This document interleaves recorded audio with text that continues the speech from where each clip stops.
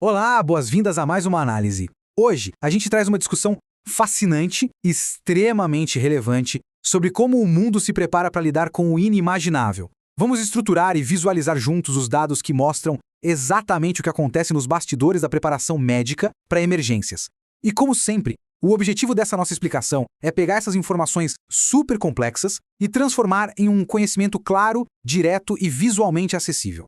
Então vamos começar e entender o que a ciência mais recente tem a dizer sobre o preparo das equipes que salvam vidas no mundo todo. A nossa base de conhecimento de hoje vem desse documento importantíssimo. É um artigo científico intitulado Preenchendo Lacunas nas Atividades de Fortalecimento da Capacidade das Equipes Médicas de Emergência na Região Europeia. Ele foi liderado pela pesquisadora Arielle Cai, junto com um grupo incrível de especialistas de diversas instituições, como a Universidade de Tel Aviv e o Instituto Karolinska. Esse artigo foi publicado agora no contexto de 2025 no International Journal of Disaster Risk Reduction, que é um periódico de peso gigantesco na área de gerenciamento de riscos globais. É justamente dessa literatura científica primária que a gente vai extrair todas as informações na análise de hoje. Certo. Vamos mergulhar nisso. Para nossa análise seguir uma lógica clara, a pauta de hoje é dividida em 5 partes. A parte 1 é o estudo e seu contexto. A 2, o papel das equipes. A 3, desigualdades no treinamento. A 4, a eficácia das simulações. E para fechar, a parte 5, soluções para o futuro. Vamos direto para a seção 1. O estudo e seu contexto, entendendo a urgência. Incidentes em grande escala, daquelas que sobrecarregam infraestruturas inteiras, não são mais eventos raros. Na verdade, eles já fazem parte da nossa realidade climática e geopolítica. E esse número, 387, ilustra perfeitamente a magnitude do problema. Segundo os dados de 2022 do Centro de Pesquisa em Epidemiologia de Desastres, apenas naquele ano, o mundo registrou 387 episódios classificados como desastre ambiental. Para colocar isso em perspectiva, esses eventos afetaram quase 185 milhões de pessoas e causaram danos econômicos que passam dos 223 bilhões de dólares. E o mais importante aqui é que um desastre ambiental frequentemente destrói o básico, como a eletricidade, o suprimento de água limpa e os sistemas de comunicação. Quando a infraestrutura de saúde local entra em colapso por causa de um desastre, o tempo de resposta literalmente significa a diferença entre a vida e a morte para milhares de pessoas. O que nos leva à nossa segunda sessão, o papel das equipes. Afinal, quem responde a essas crises? Bom, quando o pior acontece e a estrutura local não dá conta, a resposta imediata cai nos ombros das equipes médicas de emergência. O termo é exatamente esse, equipes médicas de emergência, e abrange muito mais do que a gente imagina à primeira vista. Sim, elas são formadas por profissionais da saúde, como médicos, enfermeiros e paramédicos, mas elas dependem, e muito, de grupos multidisciplinares que incluem profissionais de apoio, liderança e especialistas técnicos essenciais. O grande propósito das equipes médicas de emergência é fornecer desde aquele suporte vital mais imediato até a expansão rápida da capacidade clínica de hospitais que, de uma hora para outra, precisam dobrar o número de leitos. Agora, tem um detalhe fascinante sobre isso. Historicamente, o envio de ajuda médica internacional era um pouco caótico, faltava padronização e isso gerava desafios enormes lá no campo de atuação. Foi exatamente por isso que, a partir de 2013, os padrões mínimos foram implementados pela Organização Mundial da Saúde. A Organização Mundial da Saúde criou um mecanismo super rigoroso de garantia de qualidade. O objetivo é certificar que as equipes médicas de emergência cheguem aos locais de crise não para ser mais um peso e um sistema que já colapsou, mas sim para operar de forma totalmente autossuficiente. Hoje, temos dezenas de equipes classificadas e mais de 100 passando por mentoria. E é aqui que o estudo da pesquisadora Caim e dos seus colegas entra, avaliando as atividades na região europeia, que é onde quase metade dessas equipes está concentrada hoje em dia.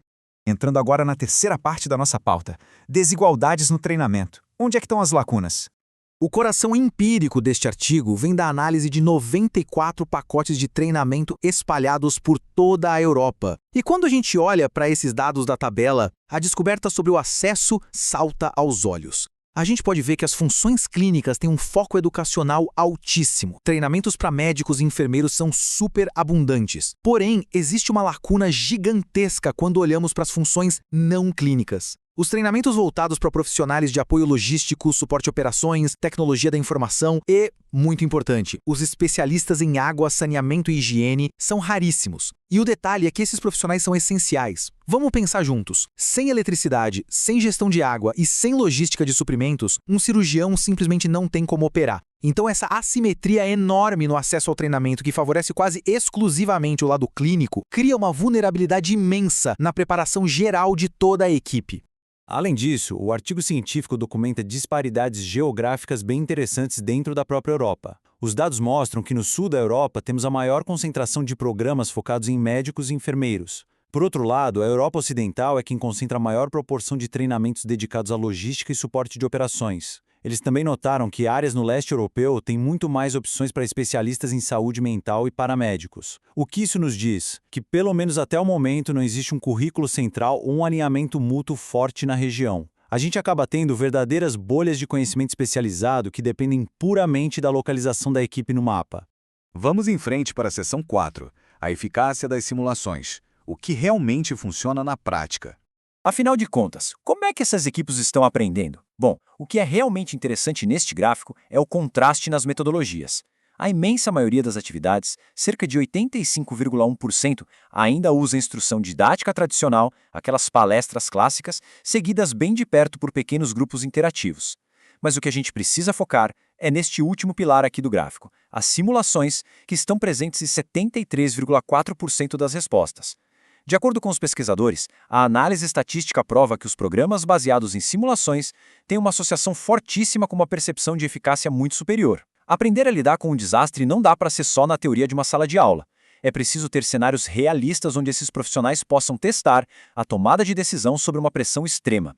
E o ponto crucial é bem esse: juntar o pessoal não é o suficiente. A ciência mostra que a eficácia no preparo dessas pessoas depende de fatores muito claros. O estudo listou 4 itens fundamentais que evitam aquela perigosa falsa sensação de preparo. São eles: exercícios práticos de simulação, a criação de objetivos de aprendizado rigorosamente definidos desde o início, avaliações constantes antes e depois do treinamento e currículos que sejam meticulosamente documentados. Quando esses 4 elementos trabalham juntos, o nível de eficácia da equipe decola com certeza.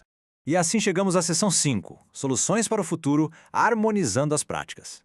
Agora que a gente entendeu a raiz do problema, quais são as saídas propostas pelos autores do estudo?